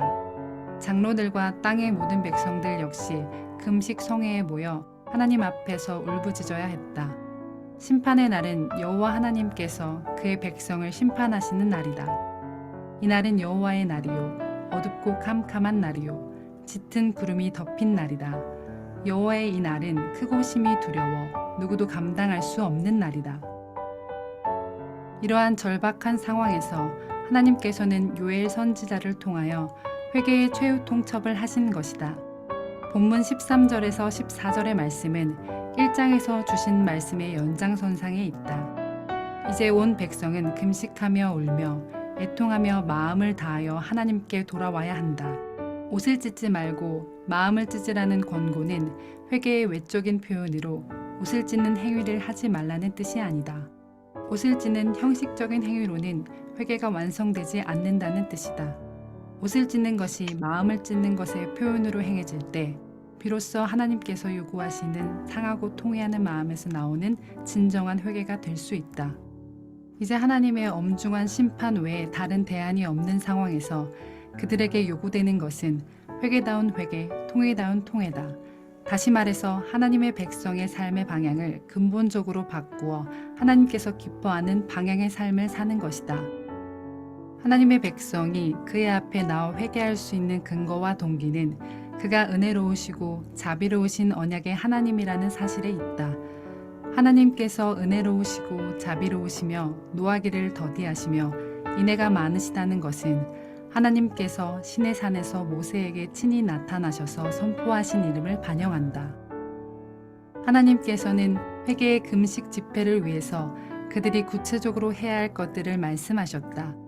그들이 하나님께서 지시하신 대로 하면 하나님께서는 그의 백성을 불쌍히 여길 것이다. 하나님께서 곡식과 포도주와 기름을 넘치게 회복하실 것이고 북방 침략군을 멀리 떠나게 하실 것이다. 또한 각종 메뚜기 군대가 완전히 먹어치운 것을 풍족하게 회복시킬 것이다. 한마디 기도. 하나님의 백성 모두가 하나님께서 기뻐하시는 회개다운 회개, 곧 마음을 찢는 회개를 하게 하소서. 네, 우리 이제 책으로 내용을 좀 보도록 하겠습니다. 자, 먼저 1장에 이제 핵심이 메뚜기 재앙이라고 말씀드렸죠. 세 번째 줄, 책의 세 번째 줄 보시면 메뚜기 재앙이 뜻하는 게 뭐죠? 곧 하나님의 백성을 멸망시키시는 심판을 행할 뭐다? 강력한 이방 군대다라는 거예요. 자, 여기에서 중요한 것은 하나님은 불신자들을 통해 신자를 심판하신다라는 거예요. 한 번 더, 하나님은 불신자들을 통해 신자들을 뭐한다? 심판하신다. 그 심판의 그 뜻이 뭐랄까요? 의미가 뭘까요? 그것은 그 목적지는 회개예요. 야, 너는 망해도 싸, 이게 아니에요. 이게 아니라 불신자들을 통해 신자들을 망하게 하시는데 그게 끝이 아니라 결국에는 회복으로 갈 수 있도록 이렇게 이들을 사용하신다라는 거예요. 자, 그리고 이 내용은 예레미야에서 많이 나옵니다. 예레미야에서 많이 나오는데, 자, 그렇다면 이 사용을 받는, 쓰임을 받는 이 이방 나라들은 하나님을 찾을까요? 우리나라가 갑자기 강해졌네? 우리가 이렇게 신자들을 컨트롤할 수 있게 됐네? 심판할 수 있게 됐네? 근데 이들은 더 교만해집니다. 이게 공통적인 특징이에요. 그래서 이들도 결국 멸망을 하게 되죠. 심판의 도구로 쓰임은 받지만 이들이 멸망을 하게 돼요. 근데 놀라운 건 하나님의 백성들은 심판을 당하지만 다시 회복하게 돼요. 왜요? 심판을 통해서 회복이 일어나거든요. 그래서 심판의 그 이유는, 그 목적지는 회개다라는 걸 기억해 주시고, 자, 우리 계속 보도록 하겠습니다. 자, 우리 300 계속 내려가 주시면 세 번째 정도 내려가시면 이 재앙은 이스라엘 백성이 하나님의 거룩한 백성으로 살지 못했음을 분명하게 보여주기 위한 것이다 라고 되어 있는 부분 꼭 체크해 주세요. 하나님의 백성은 절대 심판받지 않는다? 그거는 성경을 모르는 사람들이 하는 말입니다. 심은 대로 거둡니다. 여러분, 우리가 잘못 행하면 잘못 행한 것의 열매를 하나님 반드시 거두게 하십니다. 그것을 여러분들 간과해서는 안 돼요. 네, 은혜롭게, 은혜가 다 좋은 거지, 좋은 게 좋은 거지, 그런 거 없습니다. 하나님은 말씀대로 하시고 그 말씀대로 우리에게 반드시 심판을 하세요. 네, 여기에서 이제 좀 더 확장해서는 왜 악인들은 잘 됩니까? 여러분들 물어보실 수 있죠. 네, 그거에 대한 거는 다음 학기에 나옵니다. 다음 학기에 제가 예레미야를 통해서 설명을 드릴 수 있기 때문에 지금 설명은 드리지 않겠습니다. 자, 아무튼 중요한 거는 심판이 있다라는 거예요. 잘못 행하면. 자, 그런데 그 심판의 여러 가지 이제 이유들 가운데 뭐가 있느냐면 성전에서 섬기는 제사장들 그리고 장로들 모든 백성들 이러한 사람들이 회개를 하지 않았다라는 거예요. 회개를 했으면 어쩌면 하나님이 돌이켜 주셨을 거예요. 근데 회개를 했다 하지 않았다 하지 않았어요. 그래서 결국 북이스라엘은 멸망을 하게 되죠. 자, 이러한 부분들 보시고 최후 통첩이 바로 요엘의 말씀이다라는 거예요. 자, 여러분 제가 이 설명을 좀 드릴게요. 이 요엘의 이제 어떠한 요엘의 성경을 가지고 어떠한 분이 책을 썼는데 이러한 표현을 썼어요. 지옥에 가면 지옥을 인정할 수밖에 없다. 즉 지옥에 가기 전에는 내가 지옥에 왜 가야 돼? 라고 난 지옥에 절대 가지 않아. 우리 장례식 가면 어떻게 합니까? 삼가 고인의 명복을 다 빌잖아요. 그죠? 우리 모든 사람들은 다 명복을 빌 수 있는 잘 좋은 데 가야 되잖아요. 근데 우리 교리적으로 성경적으로 봤을 때 어떻게 되나요? 예수님 믿지 않으면 어떻게 되죠? 지옥에 가죠. 그럼 지옥에 간 그 사람은 내가 왜 지옥에 왔어? 난 지옥에 갈 사람이 아니야 라고 할 사람이 한 사람이라도 있다 없다? 없다라는 거예요. 나는 지옥에 있기에 마땅한 사람입니다 라고 인정을 하게 된다. 이게 바로 심판의 경고 때문이에요. 여러분, 여러분들 모든 사람 여러분도 마찬가지고 저도 마찬가지고 우리 모두에게는 경고가 있어요. 하나님의 레드 얼릿이 있어요. 적색 경보. 너 정말 너 이렇게 할 거야? 마치 부모님이 우리 뭐라고 하시듯이 여러분들 영적인 부분에서 레드 얼릿이 있다니까요. 여러분들이 거기에 대해서 어떻게 반응하시는지 여러분들의 선택이에요. 제가 아까 말씀드렸죠. 선택이 있다고. 두 마음이 있어요. 우리 선택이 할 수 있다니까요. 너 영적으로 완전히 무너져 있는데 너 계속 그렇게 할 거야? 하나님 끊임없이 사인 주세요. 메뚜기도 보내시고 어떠한 식으로든 사인을 주세요. 근데 그 사인에 우리가 불순종한다. 여러분 핑계할 수 없습니다. 로마서에도 말씀이 있잖아요. 그 어떠한 사람도 핑계대지 못한다. 하나님의 살아계심을 세상에 그 누구도 핑계할 수 없고 이제 이 책에서는 지옥에 갔을 때 그 어떠한 사람도 내가 지옥에 갈 사람이 아니라고 말할 사람이 없다라는 거예요. 끊임없는 하나님의 경고, 끊임없는 하나님의 사인이 있었으면 그 사람은 예수님을 믿지 않은 거고 그 사람은 그런 거예요. 근데 그렇다고 우리가 전도를 하지 않은 게 정당화되는 건 아닙니다. 여러분들 전도하셔야 돼요. 그렇기 때문에 더 전도를 하셔야 돼요. 그 사람에게 하나님이 사인은 주시겠지만 우리에게도 역할이 있어요. 우리에게도 불신자에게 너 예수님 믿어야 돼. 너 교회 가야 돼. 너 영원한 생명을 넌 얻어야 돼 라고 그것을 어떻게든 전달을 할 필요와 목적이 있다는 거 꼭 기억해 주세요. 전도에 대한 건 제가 이제 좀 뒤에 가서 말씀을 드리겠습니다. 요나에서 좀 말씀드릴게요.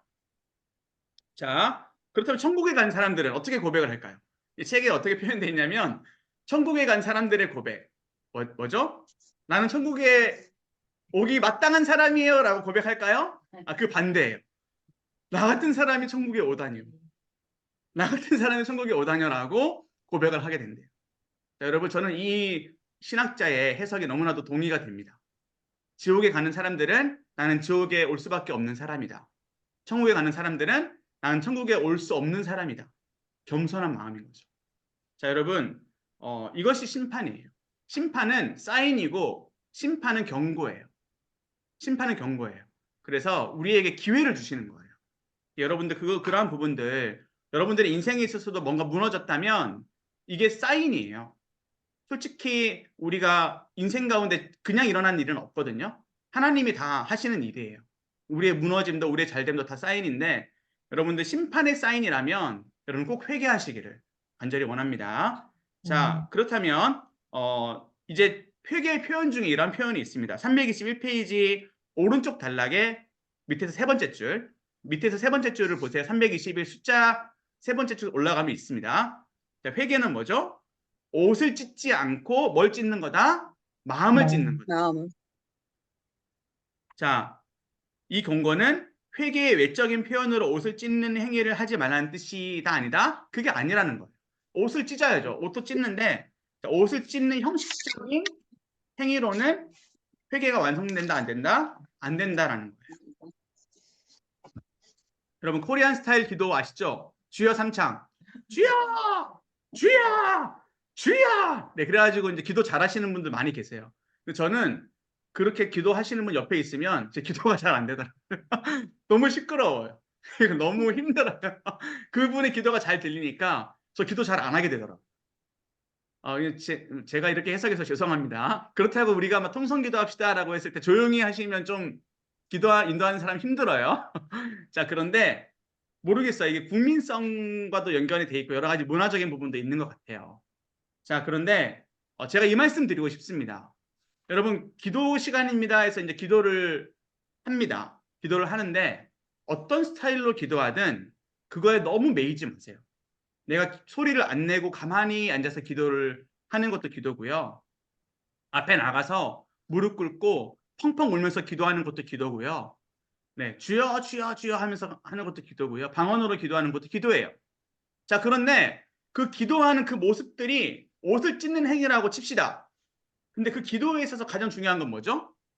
어떤 기도를 하든 마음을 찢어야 돼요. 어떠한 형식을 취하든 마음을 찢어야 돼요. 자, 여러분들이 오늘은 기도할 수 없어요. 오늘 예배를 드렸는데 내가 뒤에 스케줄이 있어서 기도를 할 수 없게 됐어요. 그러면 마음을 찢을 수 없는 건가요? 아닙니다. 여러분들 운전하시면서 기도하셔야 돼요. 여러분들 교회 나가가지고 집에서 설거지 하시면서 기도하셔야 돼요. 기도는 다시 한번 말씀드리지만 마음을 찢는 거예요. 마음을 찢는 거는 예배당에서 무릎 꿇고 앉아서 소리 질러야만 찢어지는 게 아니에요. 마음을 찢는 거는 내가 지금 여러분들 있는 그 자리에서 찢을 수 있어요. 저는 생각보다 화장실에서 기도 많이 합니다. 저는 샤워하면서 기도 많이 합니다. 저 산책하면서도 기도 많이 합니다. 그때가 더 기도 잘 될 때가 많아요. 여러분, 교회에서는 저는 공적인 사람이잖아요. 그렇기 때문에 물론 그 인도를 하면서도 은혜를 받고 기도를 하지만 제 진짜 기도는 저의 삶 가운데서 기도를 하게 돼요. 여러분들의 진짜 기도는 언제인가요? 여러분들의 진짜 기도는 옷을 찢을 때만 진짜 기도를 하시나요? 그 행위가 막 보여져야만 진짜 기도가 되나요? 여러분, 마음을 찢는 게 진짜 기도예요. 네, 마음을 찢는 거. 그래서 진짜 기도를 우리의 자리에서 많이 하시기를 간절히 원합니다. 자, 이 정도만 하고 넘어가겠습니다. 우리 마지막 9월 11일자, 9월 11일자 우리 현장에 계신 우리 그 배은주 집사님 한번 해주실래요? 네, 9월 11일자 한번 같이 해보도록 하겠습니다. 네. 모든 백성에게 부어주실 성령. 그 후에 내가 내 영을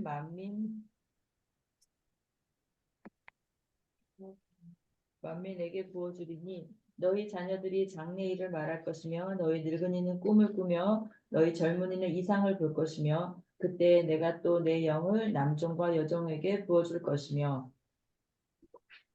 요엘 2장 28절에서 29절. 28절의 만민은 하나님의 모든 백성을 가리킨다. 여기에는 하나님의 백성의 모든 계층이 다 포함된다. 늙은이와 젊은이는 연령에 따른 구분이다. 남종과 여종은 성별에 따른 사회적인 신분의 구분이다. 결국 어떤 연령과 신분과 성별을 가지든지 상관없이 하나님께서는 그의 모든 백성에게 성령을 부어주시겠다고 약속하셨다. 문맥적으로 볼 때 그 후에는 하나님께서 기뻐하시는 회개를 할 때 상상을 초월하는 적절한 비와 각종 수확의 풍성함을 허락하시고 그의 백성이 더 이상 수치를 당하지 않게 하실 것이란 약속이 실행된 이후다. 특별히 주목할 것은 언약 순종이 중요한 지표의 역할을 하는 적절한 이른 비와 늦은 비의 약속이 각종 풍성한 수확의 원천이라는 점이다. 사실 하나님께서 그의 모든 백성에게 부어주시겠다는 성령은 그들의 각종 영적인 수확을 위해서 절대적으로 필요한 영적인 비다. 문자 그대로 각종 곡식의 파종과 풍성한 수확을 위해서 적절한 이른 비와 늦은 비는 반드시 필요하다. 이와 같이 하나님의 백성이 하나님께서 기뻐하시는 각종 의와 사랑과 자비의 열매를 맺는 데에 성령의 이른 비와 늦은 비는 꼭 있어야 한다.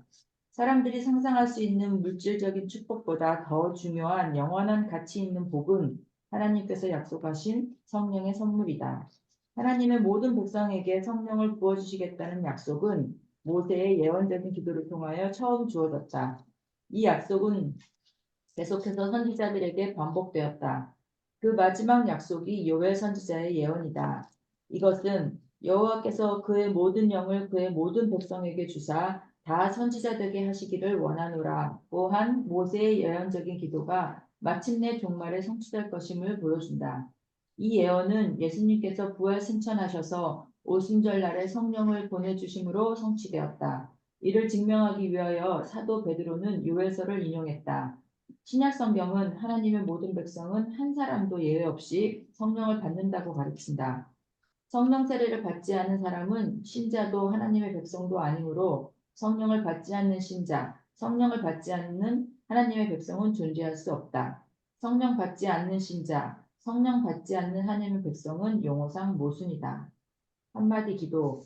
하나님의 모든 자녀에게 성령을 부어주셨으니 신자 모두가 성령의 도우심으로 하나님의 말씀을 깨닫고 선포하는 선지자의 삶을 살게 하소서. 네, 우리 한 번 더 한마디 기도 같이 해보겠습니다. 시작. 하나님의 모든 하나님의 모든 자녀에게 자녀에게 모든 성령을 자녀에게 성령을 부어주셨으니 부어주셨으니 신자 모두가 성령의 도우심으로 도우심으로 하나님의 하나님의 말씀을 깨닫고 말씀을 깨닫고 선포하는 선포하는 선지자의 선지자의 삶을 살게 삶을 하소서. 하소서. 아멘. 네, 저는 그래서 개인적으로 선지서를 가르치고 이렇게 같이 나누고 있다는 것에 상당히 큰 자부심을 갖습니다. 왜냐하면 우리 모두가 다 선지자적인 사명을 갖고 있어요. 왜냐하면 여러분들 성령이 여러분들 안에 있기 때문이에요. 성령이 있으면 알체 누라 하셔야 돼요. 여러분들은 무조건 알체 누에서 끝나는 존재가 아니라 나를 하는 존재가 되는 거예요. 이것이 성경의 원리이고 이것이 예수님의 원리이고 이것이 제자들의 원리이고 이것이 성경 마지막 처음부터 마지막까지 나오는 원리예요. 저는 그래서 너무 한편으로는 감사하고 자 오늘 이제 이 내용으로 마치게 될 텐데 좀 내용 정리 가운데 좀 중요한 거 한번 말씀드릴게요. 자 이른비 늦은비가 보이시나요? 네. 이른비 늦은비 네. 한번 볼까요? 이른비 늦은비라는 단어를 322페이지 오른쪽 단락에 밑에서 세 번째 줄에 오늘 밑에서 세 번째 줄을 많이 하네요. 밑에서 세 번째 줄에 보시면 이른비 늦은비가 있습니다. 자, 이른비 늦은비를 좀 이렇게 가져오셔서 이것의 뜻을 말씀드릴게요.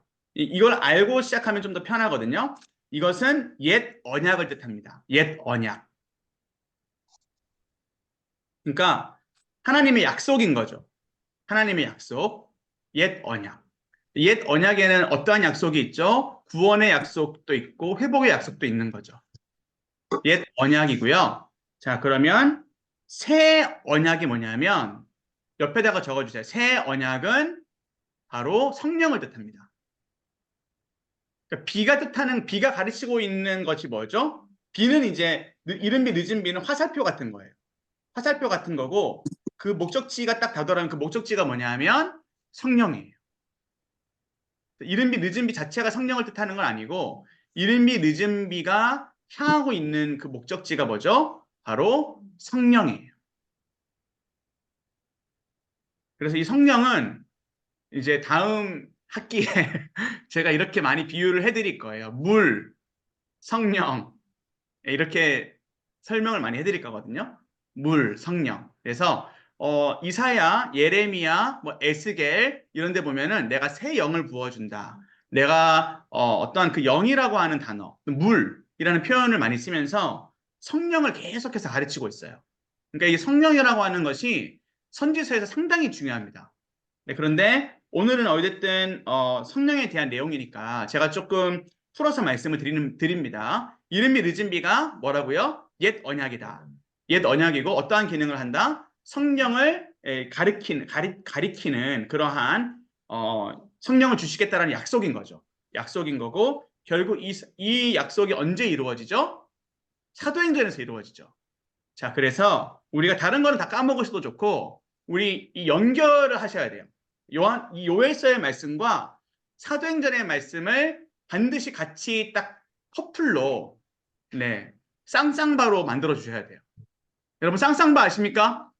쌍쌍바는 그 바가 두 개가 아니면 쌍쌍바가 아닙니다. 이해되시죠? 실과 바늘 둘 다 필요하죠. 마치 그런 말씀이 요엘 2장의 말씀과 사도행전의 말씀이에요. 여러분들 이걸 딱 연결시켜 주셔야 돼요. 자, 우리 먼저 우리 요엘서 2장 28절과 29절 성경책으로 한번 보도록 할게요. 요엘 2장 28절과 29절의 말씀, 사실 32절까지 다 읽으면 좋거든요. 한번 같이 읽어볼까요?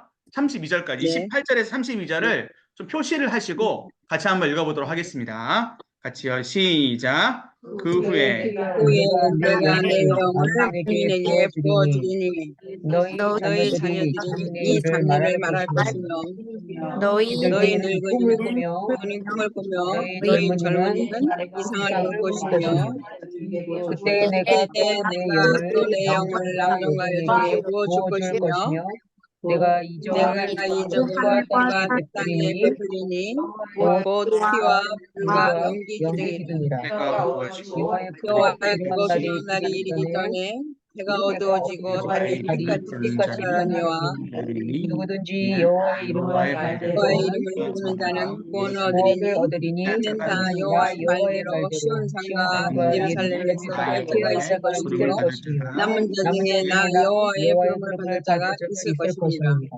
아멘. 자, 아멘. 여러분 여기 이제 손가락을 딱 끼우시고 손가락을 딱 끼워주세요. 그리고 이제 사도행전으로 갑니다. 사도행전 2장 17절에서 21절까지입니다. 사도행전 17절에서 21절까지의 말씀. 자, 우리 현장에 계시는 우리 연명희 권사님 또 김복현 권사님 두 분께서 네, 힘차게 한번 같이 네, 합창하듯이 17절부터 21절까지 한번 같이 읽어주실래요? 17절부터요. 시작. 하나님이 말씀하시기를 말세에 내가 내 영을 모든 육체에 부어주리니 너희 자녀들은 예언할 것이요 너희의 젊은이들은 환상을 보고 너희의 늙은이들은 꿈을 꾸리라. 그때 내가 내 영을 내 남종과 여종들에게 부어주리니 그들이 예언할 것이요 또 내가 이로 하늘에서는 기사를 아래로 땅에서는 징조를 베풀리니 곧 피와 불과 연기로다. 주의 크고 영화로운 날이 이르기 전에 해가 변하여 어두워지고 달이 변하여 피가 되리라. 누구든지 주의 이름을 부르는 자는 구원을 받으리라 하였느니라. 아멘. 자, 여러분 사도행전 자세히 보세요. 2장을 보시면 첫 번째에 보면 뭐가 나오죠? 오순절날에 성령이 임하죠. 그래서 성령으로 네, 여러분들 잘 알고 있는 방언을 하게 되죠. 방언을 하게 되고 그 이후에 오순절 설교를 베드로가 하게 됩니다. 베드로에게는 요엘 말씀이 있었을까요? 없었을까요? 알고 있었던 거죠. 네, CAB를 그때도 했겠죠. 아무튼 공부를 했겠죠. 네, 당연하죠. 제자들이 말씀에 대한 이 구약 성경을 잘 알고 있었던 거예요. 잘 알고 있었고 이것을 기다리고 있었는데 이들이 이걸 경험한 거예요. 드디어 성령이 임했구나 라고 경험을 한 거예요. 그래서 이 요엘의 말씀이 이루어졌구나. 그리고 정말 중요한 건 21절이거든요. 21절에 보면은 누구든지죠. 누구든지 주의 이름을 부르는 자는 뭘 받는다? 구원을 받는다. 근데 구원은 단순하게 천국에 가는 것만 의미하는 것이 아니에요. 아시죠? 천국에 가는 것만 의미하는 것이 아니라는 걸 아시죠? 우리에게는 그저 예수님 믿는다고 해서 끝이 아니라 이것이 시작이고 여기에서 변화가 시작되고 또 제가 앞서 말씀드렸듯이 우리에게 목적이 생기는 거예요. 어떠한 목적? 그렇죠. 사명이죠. 선지자적인 사명이 생기는 거예요. 자, 그러면 이 말씀이 또 무엇과 연결이 되느냐면 자, 또 이 요엘 2장을 손에 끼우시고 한 번 더 찾아보겠습니다. 구약으로 갑니다. 민수기 11장으로 갑니다. 민수기 11장 29절입니다.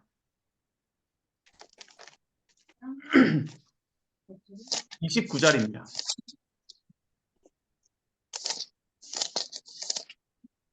자, 우리 이명희 집사님 한번 읽어주실래요? 민수기 11장 29절. 네. 모세가 그에게 이르되 내가 나를 두고 시기하느냐 여호와께서 그의 영을 그의 모든 백성에게 주사 다 선지자가 되게 하시기를 원하노라. 아멘. 자, 모세만 누렸던 그 여호와의 영을 결국에는 어떻게 되죠?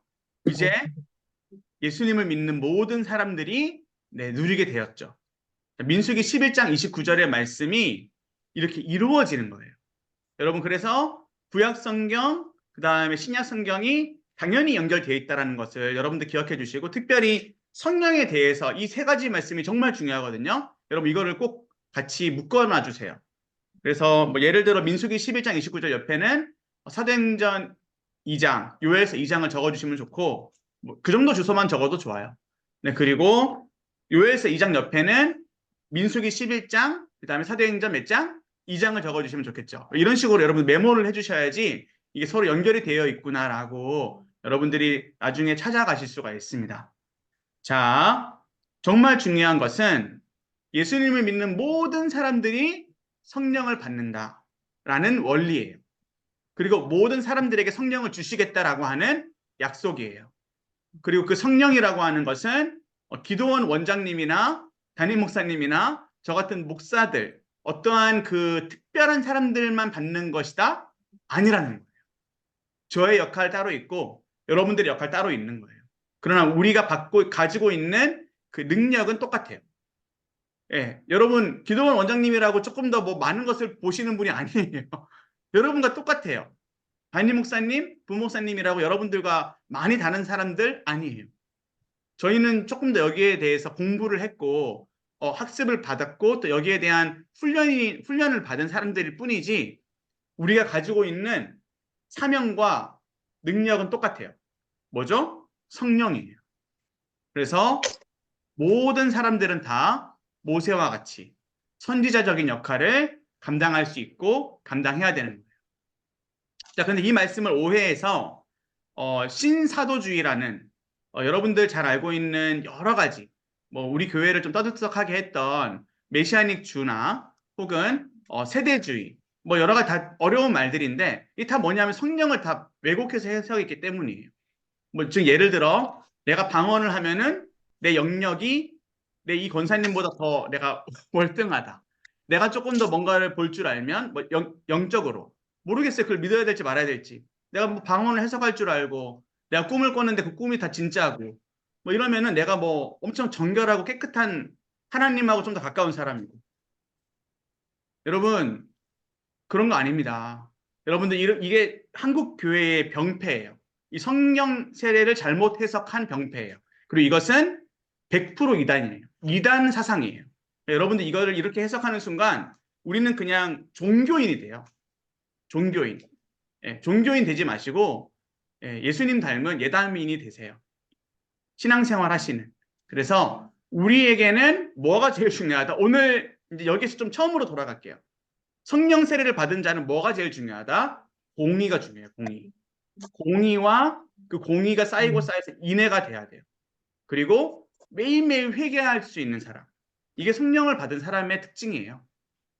회개하고 공의롭게 살아가고 그리고 인애를 베풀며 살아간다면 여러분들은 선지자적인 역할을 감당하는 거예요. 그럼 이해되시죠? 그래서 우리는 뭔가를 막 드러내고 뭔가 막 사역을 많이 펼치고 이게 중요한 것이 아니라 오히려 이 어두운 세상 가운데 빛을 들고 나아가고 이 말씀이 없는 시대 가운데 말씀을라는 기준을 보여주고 오히려 선포하는 설교하는 저보다 저도 마찬가지예요. 제가 설교하는 시간보다 제가 살아가는 시간이 삶을 사는 시간이 더 많아요. 그래서 저는 목회자이기 이전에 먼저 이 대한민국 국민으로서 잘 살아야 돼요. 그리고 교회에 이제 이 어떠한 저에게 업무가 주어지면 이 임무를 잘 수행할 수 있는 사람이 되어야 돼요. 그래야 됩니다. 제가 가정에 가면 아빠로서 저 잘 해야 되고 남편으로서 바른 모습을, 바른 기준을 보여줄 줄 알아야 돼요. 그럼 이게 목사라는 이 직분보다 훨씬 더 중요합니다. 여러분들 마찬가지예요. 여러분들이 교회에서 뭘 하든 내가 무슨 뭐 영적으로 뭐 엄청 많이 가졌든 그거 필요 없는 건 아니지만 그거 왜 필요한 거예요? 남들을 위한 거잖아요. 나를 위한 게 아니잖아요. 그걸 가졌으면 내가 기도하는 권사, 내가 기도하는 집사면 내 삶으로 보여줘야죠. 내가 얼마나 그 사랑이 많은 사람인지를, 내가 얼마나 하나님의 사랑으로 대하는 사람인지를 보여줘야죠. 기도하는 권사님이 왜 개그 콘서트에서 아집과 고집으로 가득 찬 욕심 많은 사람으로 패러디가 되죠? 여러분, 저는 그 패러디를 봤거든요. 권사님인데, 네, 엄청 검사님이랑 막 성경 들고 막 나오는데 엄청 욕심 부려요. 여러분, 이것이 어쩌면 우리의 모습은 아닌지, 네, 죄송합니다. 네, 여러분들 비하한 거 아니고 저도 마찬가지고요. 오늘은 좀 회개 메시지가 많으니까 이런 부분으로 좀 설명을 드립니다. 그래서 우리가 기도하는 거 중요합니다. 주여 막 하면서 막 기도하는 거 중요하고, 저 설교 잘하는 거 중요해요. 그렇지만 삶이 더더더 중요합니다. 우리의 삶으로 예수님을 많이 드러내시는 선지자적인 삶을 살아가시는 우리 모두가 되시기를 예수님의 이름으로 간절히 기도합니다. 아멘. 자, 우리 아멘. 오늘은 여기까지 하겠습니다. 네, 수고하셨고요. 감사합니다. 네, 우리 마지막으로 같이 한번 기도하시고 우리 네. 말씀을 마무리하겠습니다. 오늘 시간을 마무리하겠습니다. 우리 한마디 기도 내용처럼 정말 성령을 우리에게 부어주신 이유는 성령의 그 도우심으로 매일매일 말씀 깨달으라고, 그리고 그 깨달은 말씀 가지고 회개하라고 주신 줄로 믿습니다. 그리고 거기에서 아멘. 끝나는 것이 아니라 정말 우리의 삶으로 예수님을 많이 드러내서 선지자적인 역할, 누구든지 주의 이름을 부르는 자는 구원을 얻는다라는 것을 전하는 역할을 우리의 삶으로 하게 해달라고 우리 이 시간 간단하게 좀 기도하시고, 우리 오늘은 연금자 권사님 한번 기도해 주시고 마무리하겠습니다. 같이 기도하겠습니다. 아버지 하나님, 이 시간 우리의 죄악들, 우리의 주심 가운데 무너진 모든 부분들을 말씀을 통해 보게 하심 감사합니다. 불쌍히 여겨주시고 진짜 회개를 하지 않았던 죄악된 우리의 모습들 불쌍히 여겨주시옵소서. 옷을 찢는 회개보다 마음을 찢는 회개 더 드리게 하시고, 남을 비판하는 잣대보다 나 자신을 먼저 말씀으로 들여다보는 그런 말씀의 잣대가 내 안에 있게 하여 주시고, 내가 왜 살아가는지, 왜 나아가야 되는지, 내가 왜 말씀을 배워야 하는지 여러 가지들 깨닫게 되는데, 이 말씀 붙들고 정말 우리의 삶이 변화되어질 수 있도록 어둠과 죄악 가운데서 빛을 비추고 또 그 빛으로 살아갈 수 있도록 아버지 함께하여 주시옵소서. 매번 넘어지고 매번 쓰러지는 우리들입니다. 말씀이 없으면 아무것도 할 수 없습니다. 나는 아무것도 할 수 없습니다. 나는 아무것도 하지 못합니다. 겸손하게 십자가 앞에 내려놓고 바싹 엎드려 기도할 수 있는 그러한 하나님 기뻐하시는 자 될 수 있도록, 쓰시는 자 될 수 있도록 이끌어 주시옵소서. 하나님 아버지 감사합니다. 오늘도 저희를 하나님의 자녀로 택하여 주시고 함께 말씀을 들음을 감사드립니다. 참으로 우리가 하나님의 도우심으로, 성령의 도우심으로 우리가 말씀의 영적인 눈, 믿음의 눈 회복되게 주시옵소서. 참으로 우리가 세상 살아갈 때 우리의 마음이 바뀌고 실천하는 삶이 되어주기를 원합니다. 오늘도 감사드리오며 예수님의 이름으로 기도드립니다. 아멘. 아멘. 네, 감사합니다. 수고하셨습니다. 감사합니다. 아. 감사합니다.